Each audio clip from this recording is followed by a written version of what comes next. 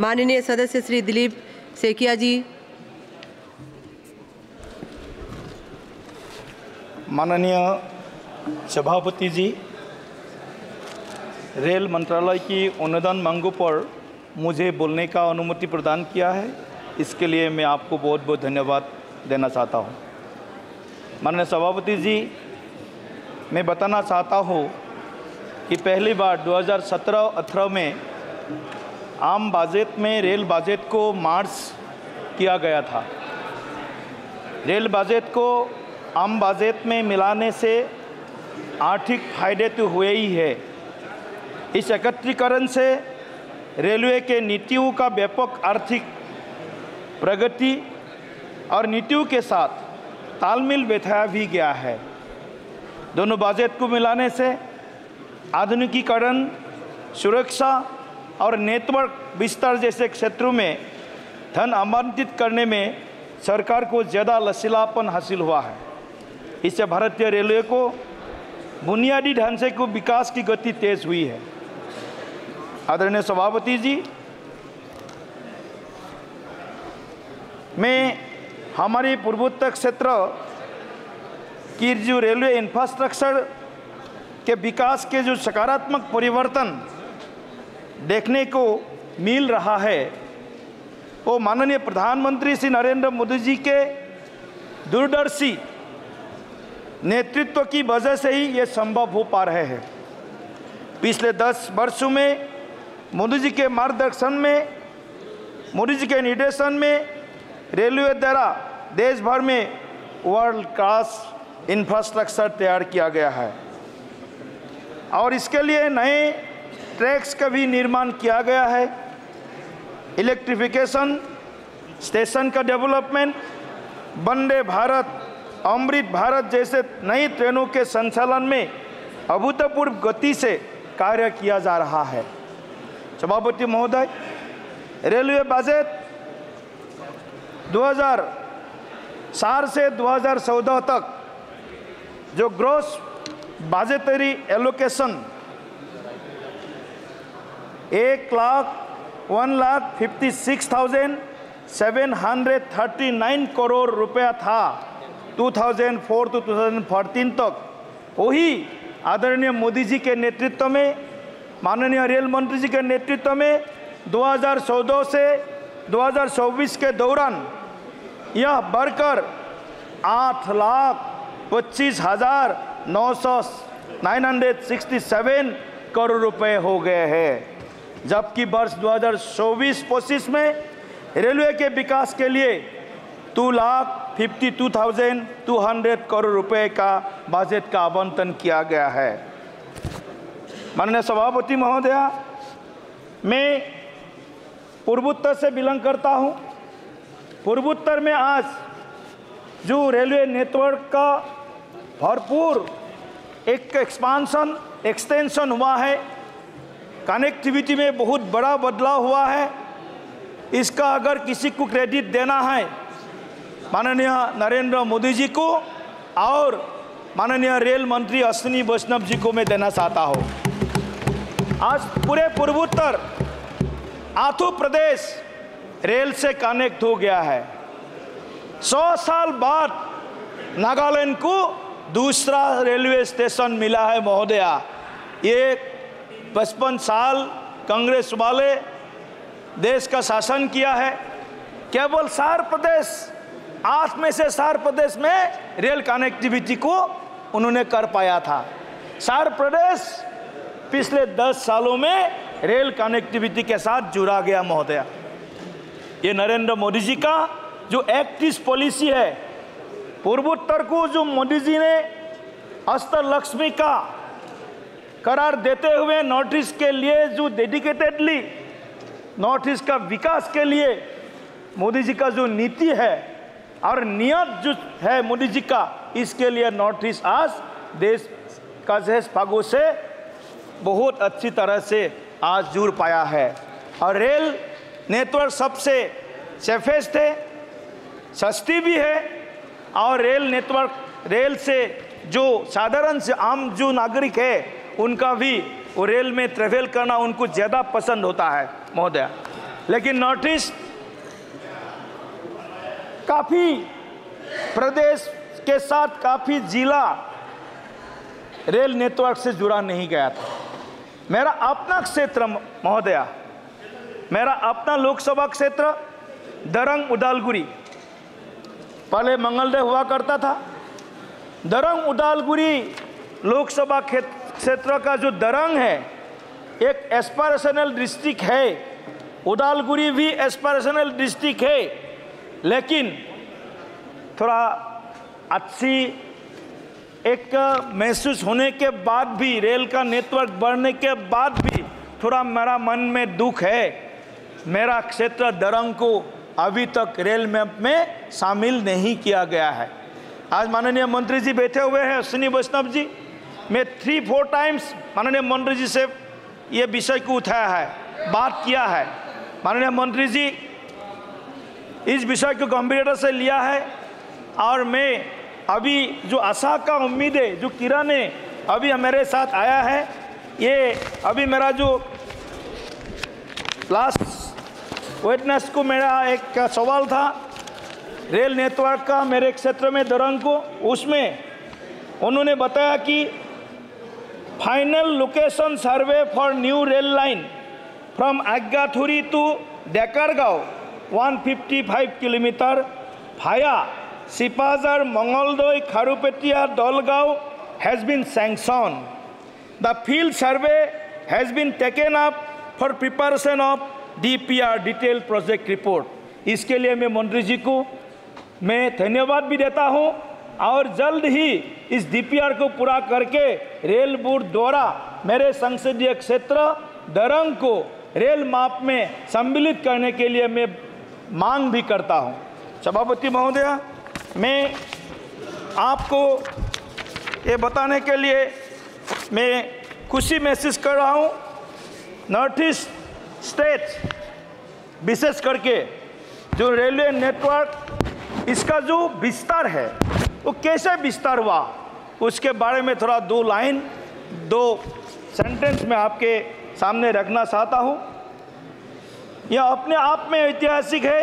ये आज़ादी के 70 वर्ष के बाद चारों राज्यों मेघालय, अरुणाचल प्रदेश, मणिपुर और मिजोरम को बड़ी लाइन के माध्यम से रेल संपर्क प्रदान किया गया है। मीटर गज थे, ब्रॉड गज नहीं थे। मीटर गज को कन्वर्ट करने का काम किसी सरकार ने पूर्वोत्तर में किया है तो नरेंद्र मोदी जी का सरकार ने मीटर गज को ब्रॉड गज में कन्वर्सन करने का काम किया है। नॉर्थ ईस्ट में वही डीजल इंजन चलता था, कोयले का इंजन चलता था रेलवे में। अगर नॉर्थ ईस्ट में रेल में इलेक्ट्रिफिकेशन हुआ है तो मोदी सरकार के नेतृत्व में पिछले 10 सालों में, पिछले 8 सालों में हुआ है महोदया। मैं इसके लिए भी मोदी जी को, रेल मंत्री जी को बहुत बहुत धन्यवाद देना चाहता हूँ। पिछले 10 सालों में मेघालय को पहली बार रेल कनेक्टिविटी मिली, मैं बोला हूँ, जबकि अरुणाचल प्रदेश, मणिपुर और मिजोरम को रेल कनेक्टिविटी और अधिक मजबूत हुई है। 2022 में पहली मालगाड़ी मणिपुर के लिए तामेंगलोंग जिला को रानी गाइडेनलू रेलवे स्टेशन पहुंची। ये रानी गाइडेनलू स्टेशन दूसरा स्टेशन है, तो इसमें पहुंची भले मालगाड़ी।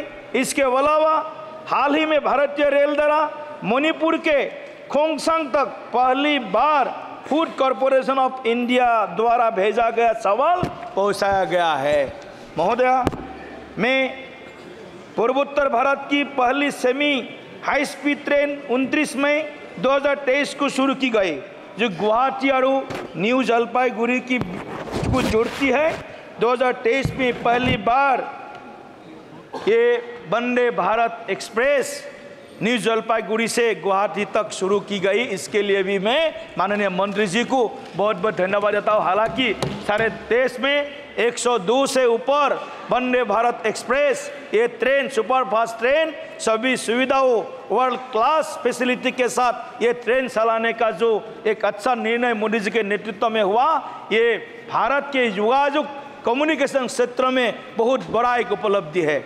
महोदया, मैं मोदी जी को फिर से एक बार धन्यवाद देना चाहता हूँ अश्विनी वैष्णव जी को धन्यवाद देना चाहता हूँ।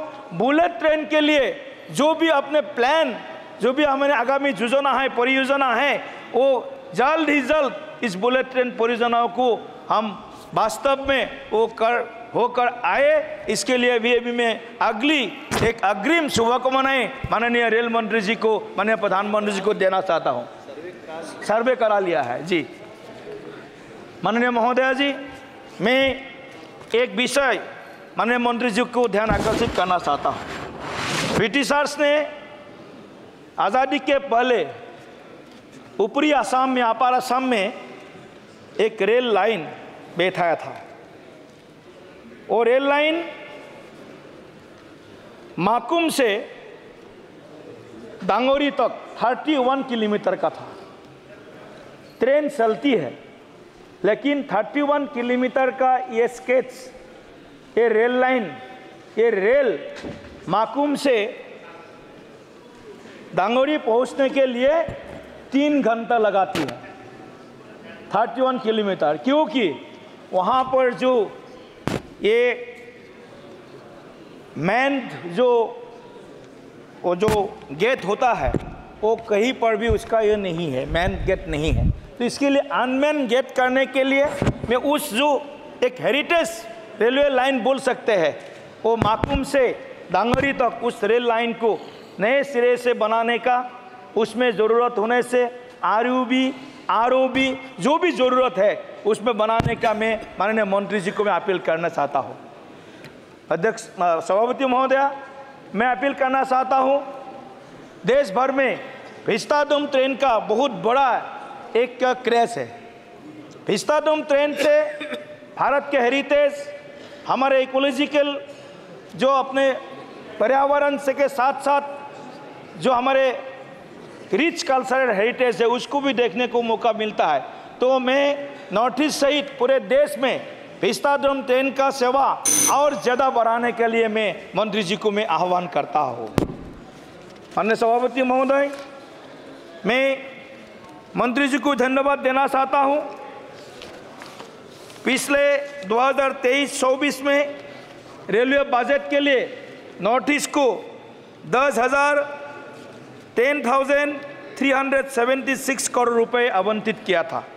लेकिन 2024-25 में माननीय प्रधानमंत्री जी के नेतृत्व में माननीय रेल मंत्री ने रेलवे द्वारा उत्तर पूर्वी सीमांत रेलवे के लिए 14,184 करोड़ रुपए का प्रावधान किया है, जो 5,000 करोड़ से भी करीब ज़्यादा है। इसलिए मैं माननीय मंत्री जी को इस जो हमारे एनहेंस किया है रेल बजट में नॉर्थ ईस्ट के रेलवे इंफ्रास्ट्रक्चर को डेवलप करने के लिए मैं उनके धन्यवाद देता हूँ।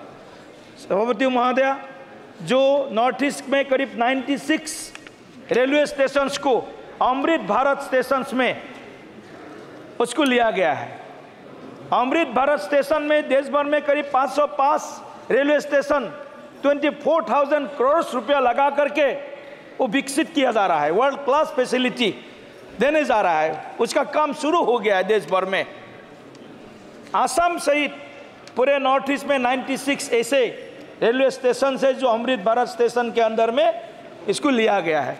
मैं मंत्री जी को मैं अनुरोध करता हूँ, नॉर्थ ईस्ट जो साउथ ईस्ट एशिया का गेटवे है, नॉर्थ ईस्ट में भी गुवाहाटी है, डिब्रूगढ़ है, सिलचर है, पूरे अरुणाचल प्रदेश है, सभी नॉर्थ ईस्ट के जो अपने कैपिटल सिटीज़ है, कैपिटल सिटीज़ को आपको रेल नेटवर्क से जोड़ने के लिए और कई सारे जो लॉन्ग डिस्टेंस ट्रेन हैं, जैसे ईटानगर से आपको चेन्नई तक, गुवाहाटी से लेकर के आपको बेंगलुरु तक और कई सारे ट्रेन का ज़रूरत है। इसलिए मैं मंत्री जी को अनुरोध करता हूं, और जो अमृत भारत स्टेशन में रंगिया का एक मेरा कॉन्स्टिट्यूएंसी के अंदर रंगिया है, रेलवे डिवीज़न है, वहाँ पर करीब 34 करोड़ का अमृत भारत स्टेशन का नया एक स्टेशन नया सुविधा के साथ निर्माण किया जा रहा है। लेकिन उसमें एक थोड़ा